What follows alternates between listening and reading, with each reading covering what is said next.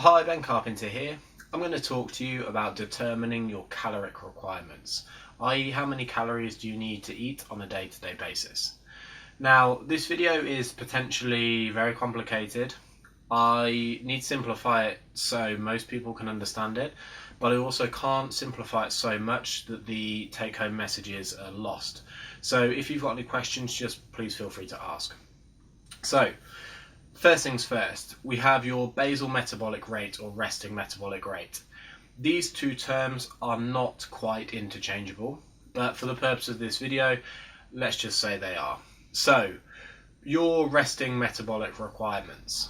If you were lying down for 24 hours, you weren't eating, weren't exercising, barely moving, or not moving at all, how many calories would you need? So these are your basal metabolic requirements. Now, there are a lot of factors that will influence this. So, for example, if someone is heavier than someone else, or if they're the same weight but they have more lean body mass, this again will influence it. The person with lean body mass having higher caloric requirements. So, just be aware that using weight alone is potentially dangerous, because if you have two people that weigh 200 pounds, but one of them has more lean body mass than the other one, they will have different caloric requirements, amongst other factors, but this is just a simple one. So, now, once you have your kind of basal metabolic requirements, there are several processes which can influence and heavily influence how many calories you need. So, first things first, we have something called NEAT, non-exercise activity thermogenesis. I'll link you to the video now. So, NEAT is essentially the number of calories burned on a day-to-day basis outside of structured exercise. So, for example, if one person has a very, very active job and the other one has a sedentary job, the person with the active job would burn more calories and need more calories on a day-to-day basis. In fact, in the study linked in the video, it showed that if you overfed people by 1,000 calories per day, the difference in weight gain could be tenfold, depending on how many calories they burn just doing their day-to-day tasks. So, using a caloric formula where you can only factor in weight, i.e. body weight, would overlook this. So, be aware of this. Next factor, thermic effect of activity or thermic effect of exercise. So, let's say we have two twins.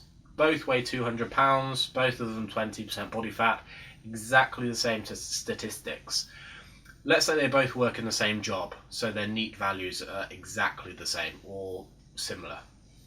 Now, one of them trains for 4 hours per week, and the other one only trains for 1 hour per week. So the number of calories burned through exercise will be different between the two individuals. Or, if both of them train for 4 hours per week, but one of them busts their ass in the gym and the other one is a lazy bugger, that again will have a bigger influence. So just being able to factor in how many hours someone trains isn't going to be particularly accurate, because it can't factor in how hard they train and how many calories they're burning specifically. Next factor, something called adaptive thermogenesis. So, for example, if someone is 300 pounds and they've dieted down to 180 pounds, it's quite possible that their metabolic rate will have down-regulated slightly, which means it will fall below the predicted value based on their body weight. So this value, depending on research, can vary between approximately 15 to 20%. So, for example, if someone's resting metabolic rate came out predicted as 2,000 calories, but they've dieted down for a very long period of time, they used to be heavier, it's quite possible that their actual requirement is 20% below that. Next, thermic effect of food. Now, if you have two diets, both of them 2,500 calories, but one of them is very high protein and the other one is low protein, because protein has a higher thermic effect, i.e. a higher caloric cost when you consume it, to the other macronutrients, the higher protein diet would burn more calories than the lower protein diet. Although the degree to this is relatively negligible, it's still worth being aware of. So, basically, once you factor these in, these explain why caloric formulas can only ever be a ballpark figure, because they won't be able to factor these in accurately, if at all. Some caloric formulas are only based on weight, which means lean body mass isn't even factored in. A lot of them will have, let's say, an activity calculator where you'll multiply it by a certain amount depending on how much you exercise, but how hard you exercise can't be factored in. Neat values can't be factored in, adaptive thermogenesis can't be factored in, etc, etc. So, next stage of the video, caloric formulas. There are various caloric formulas. For example, there is the Catch-Muckardle equation, there's the Mifflin or mifflin-st equation, there's the harris-benedict equation, the Owen equation, World Health Organization equation, etc, etc. There are more than that, I've just named a few. So, if you put your body weight in to 7 different formulas, you would get 7 different values. So one of them might say you need 1800 calories, but another one might say you need 2000 calories. So again, these are ballpark figures. These are more or less applicable depending on the population. So for example, one of them may be accurate in non-obese individuals, but if you applied it to an obese individual, the margin of error would be wider. Or for example, if someone's training a lot, one of the equations may be more accurate than one of the other equations. So, which of these is the most accurate? Again, depends on the population, so it's impossible to say for sure. There was a 2005 study which showed that the Mifflin or mifflin-st equation outperformed 3 other equations: the World Health Organization equation, the harris-benedict equation, and the Owen equation. So the Mifflin predicted values within a 10% margin of error to predicted resting metabolic rate. So out of those 4, based on this study, it seems like the Mifflin would be perhaps the better choice. However, in contrast to this, there's a 1999 study conducted by Di Lorenzo et al. That looked at male athletes. So it took 51 male athletes, and the formula that they calculated, the new formula, outperformed 7 existing formulas in terms of accuracy for predicting caloric requirements. So if you were an athlete, you may be more it may be more pertinent to take the Di Lorenzo formula than it is the mifflin-st equation or the harris-benedict equation or whatever. So basically what I'm saying is caloric formulas are ballpark figures. It depends on the person doing them. So if someone is obese, or someone is underweight, or someone is training a lot, it may be pertinent to use different caloric formulas depending on who's doing it. So my own view on this is that if you're going to use a caloric formula, use the most basic one to fit your need. Because why would you give someone a very, very complicated caloric formula if it's quite possible that it's going to be off anyway? So the basic caloric formula that I often recommend is, it was by Alan Aragon at his UK conference last year, 2014. So he would take your target body weight in pounds and multiply it by 9 to 11 plus the number of hours you train per week. So if I trained for 2 hours per week, 9 to 11 plus 2 means I would times my target body weight by 11 to 13. So if I wanted to be 200 pounds, I would times 200 by 11 to 13, and then it would give me the ballpark values. Now it's important to note that you can also times this by a lower amount, i.e. 8 to 10 or 11 to 13, based on someone's caloric needs. So if someone claims they have a slow metabolism, they may want to use 8 to 10, or if someone has a very, very fast metabolism or has higher NEAT values, they might want to multiply by 11 to 13 plus number of training hours per week. But as I said, because you can't factor in type of training, how hard they're training, these are only ever ballpark figures.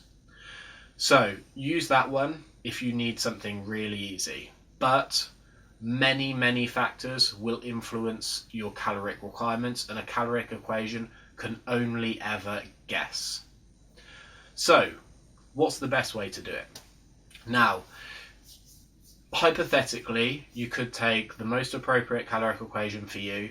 You could try and factor in neat values, thermic effect of food, adaptive thermogenesis, thermic effect of exercise, etc. But again, there are still going to be massive margins of error here. So here's what I prefer people do. I prefer people do it on biofeedback, i.e. feedback from yourself. So for example, if you ate your standard meals over the next 7 days and your body weight maintained, your body weight has maintained based on everything that you've done. So that has automatically factored in how much you're exercising, how much you're eating, what your energy requirements at work are, i.e. neat values, thermic effect of food, and adaptive thermogenesis. So if you can track your food on a day-to-day basis for a long enough period of time that you get a fairly accurate representation, the number of calories you eat on a day-to-day basis will be able to factor in all of those requirements, which a lot of the caloric formulas can't do. So let's take an example. If I ate 3,000 calories per day, and at the end of this week my body weight was exactly the same, it fluctuated a little bit, but it maintained exactly the same by the end of the week, those 3,000 calories have factored in all of the above. It's factored in neat, thermic effect of exercise, thermic effect of food, adaptive thermogenesis, etc, etc. So my basal metabolic rate, basically if I wanted to maintain my weight, 3,000 calories per day is what I need. To me, this is a much better way of doing it because it already takes into account everything that you're doing rather than trying to ballpark estimate it. So it can be useful for people to track their food as accurately as possible for at least a few days to get an idea of the number of calories they're eating and look at their weight changes during that period. So if you ate 2,500 calories per day for the next week, but your weight went down slightly, you then alter that 2,500 calories to suit your goal. So if your weight went down, but you want it to go down faster, you would bring that 2,500 calorie intake down. Or if you actually are trying to maintain or gain body weight, then you take that 2,500 calorie intake and bump it up.